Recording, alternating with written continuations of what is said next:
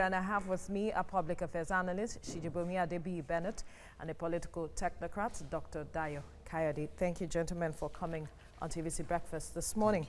Well, let's head straight to the papers, and I start with the Daily Trust. How DPO soldiers were wounded in Kajuru crisis. Please debunk reports of fresh violence. We move to The Guardian. Outrage as Dixon signs bill for Bayelsa lawmakers' life pension. Ex-speaker to get 500,000 naira monthly. Stakeholders begin protest today. And on the front page of the Daily Sun, disagreement over 2023 presidency. Ohaneze, Fulani elders, others fought Miyetti Allah's position on Southeast Tinubu. And on the front page of The Nation, Buhari mobilizes governors for Lawan Gbajabiamila. Southwest APC governors reps-elect meet. Battle for 9th Assembly heads shift to regions. To the Vanguard now, economy bleeds as power system collapses. Generation drops to 2,039 megawatts. Homes, factories suffer outages. NGC, Transmission Company of Nigeria, yet to complete maintenance of Excava's Lagos pipeline.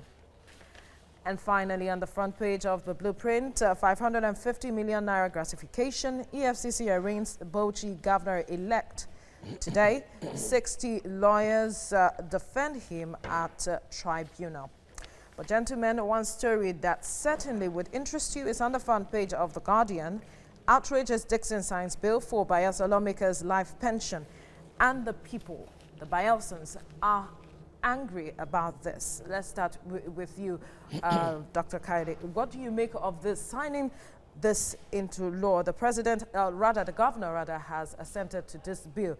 500,000 naira monthly as pension? Wow. Yeah, you see, for me, I don't have any problem with it. Signing 500,000 or whatever. What do you have a challenge with? But my challenge is this. Number one, we're talking about minimum wage. 30,000. Now, when you look at all these people, how many number, what's the number of hours they put to work in a day? Now, in a month, you are saying 30,000 naira. But these so-called lawmakers, how many hours do they put in a day, in a week, in a month? And then you are even saying for their pension, 500,000. Now, for people that has even worked for over 30 years, they're not getting as how much. much are you even paying them as their pension? How much are you paying these people? Is there sincerity there? You know, that's a big question. That is where my own problem lies. Now, look at that. Look at this again.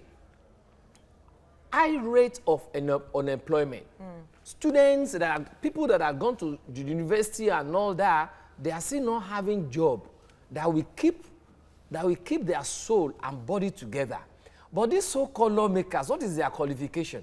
Because we have been seeing it, most of them having fake results here and there and all that. All right. So these are all issues that we need to put together before we can say We'll look at yes. those issues, but we need to get Shijibomi's perspective to this now. Before, when this bill was, passed at the State House of Assembly, people, started raising questions. And, even Serap had to speak that, the governor should not assent to this. And he has now given the nod for this. Are you surprised by the governor's move?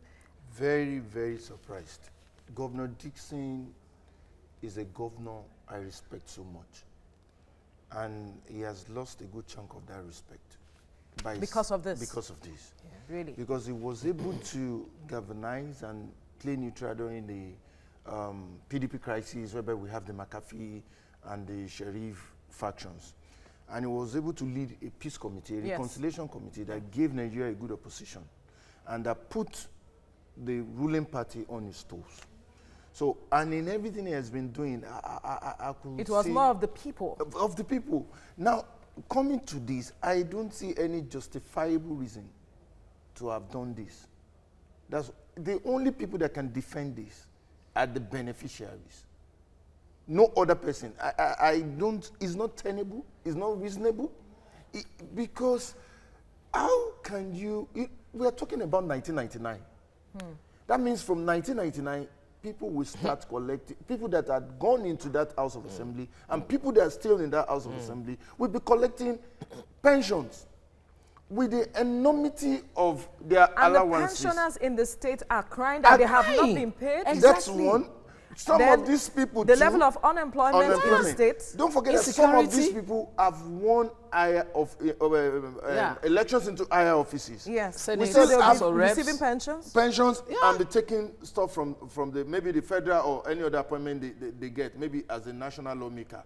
We're still talking about the Sarakis, the Gojes that were collecting pensions, some as high as 300, even the Akpabios as high as 300 million in a year, and still collecting Senate allowances, 135 billion budget in that Senate, and all of these things just supposed together don't even make sense. And now this questions the sincerity of purpose of getting to that position in the first place.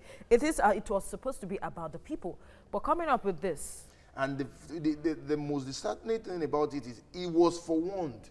Governor Dixon was forewarned. People protested. They wrote to him. There's going to be a Serap protest wrote to again him. today. And so you should at least simmer it down for a while, get the reaction of people. Like they normally say, let the stakeholders talk about it. At least give it some time. Why the rush? You even see where I'm coming in from this is, it's not even only him. There are other states that are also doing this. So we should Serap should try as much as and put all these states together. I don't think all these people should be earning anything called pension. Pension for what? How many years have they put in? How many hours did they put in a day? Maximum of 4 years. Looking at the myriads of problems that we are having. We are still talking about 30,000 naira minimum wage, of which I even told Labor even shot themselves in labor asking for minimum wage. Instead, they should have asked for minimum living standard. Do you understand? Which is in the Constitution. And one of the problems is that most of us don't even study the Constitution. Is it the Constitution that all these political or wherever should be any pension or what? I mean, these are issues. We're talking of no good health services, no good roads. Look at the railway we're talking about. Look at lights. Myriads of problems. Look at educational institution. All the money that we need for research. And this is why they were were voted into that positions that they occupy. So now so it's no longer about the people. Now tell me, how are we now going to have security? Are we going to have good lights? Are we going to have good road? Are we going to have a good educational facility? Do you understand? So by the time they now put all this chunk of money to their own pockets, that is why they don't have the political will to make you and I comfortable, as being dictated by our Constitution. When you look at things like this, is government really about the people? It is not. And if I may remind you, Governor Dixon came on national TV to say that 30,000 minimum wage is not really a problem, but the federal government should review the revenue allocation to states. That the federal government taking 52% is too much, so that it can make them states to take more, so that they can pay 30,000 minimum wage. So if you were advocating for review of revenue allocation, because that was an insinuation that what you were getting was not enough. Now you were insinuating that just 2 weeks ago. But this week, you are signing a law that can put over 100 people to be collecting 100,000, and let's say another 10 people to be collecting 500,000 What does that imply? monthly. That means the money that you complained that was not enough will now not be enough again. No, they have the money. No, so means the money is available. They don't just want to see to the workers' welfare.